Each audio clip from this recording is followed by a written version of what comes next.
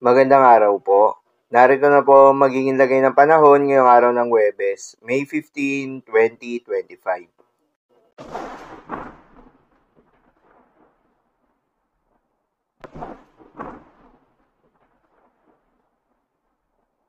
Sa kasalukuyan na tayong sa pag-asa, patuloy na umiiral itong frontal system o yung salubungan ng malamig at mainit na hangin at nakakaapekto pa rin sa may northern Luzon.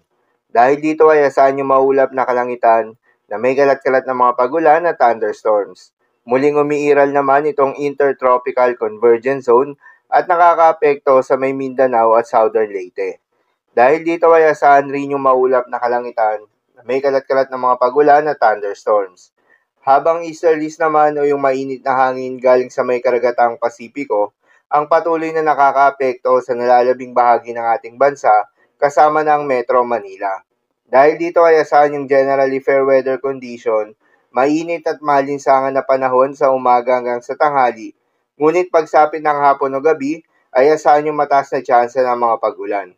Magandang balita naman dahil ayon sa pag-asa, ay wala tayong binabantayan na low pressure area o bagyo sa loob o malapit sa Philippine Area of Responsibility na maring makaapekto sa ating bansa.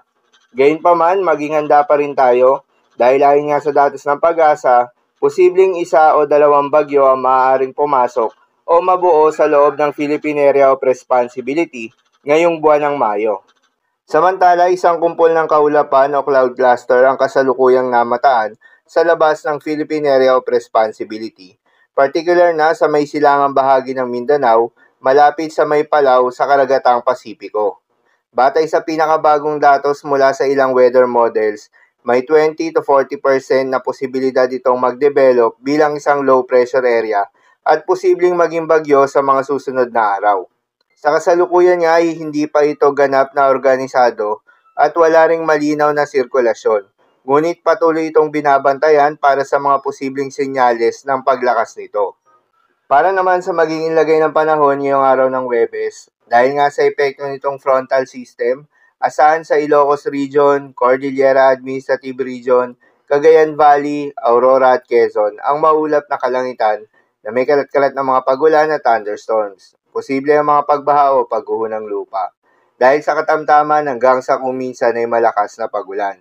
Habang sa Mindanao at Southern Leyte ay asahan rin yung maulap na kalangitan na may kalat-kalat na mga pagulan at thunderstorms na dulot naman ng intertropical convergence zone.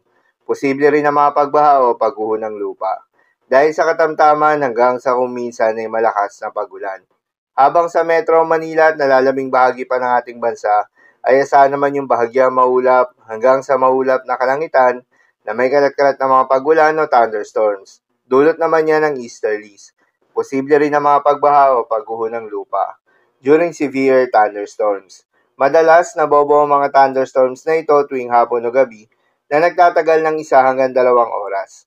Kaya naman ingat sa mga posibleng banta ng pagbaha at pagguho ng lupa, lalong-lalo na sa mga lugar na inuulan na noong mga nakaraang araw pa.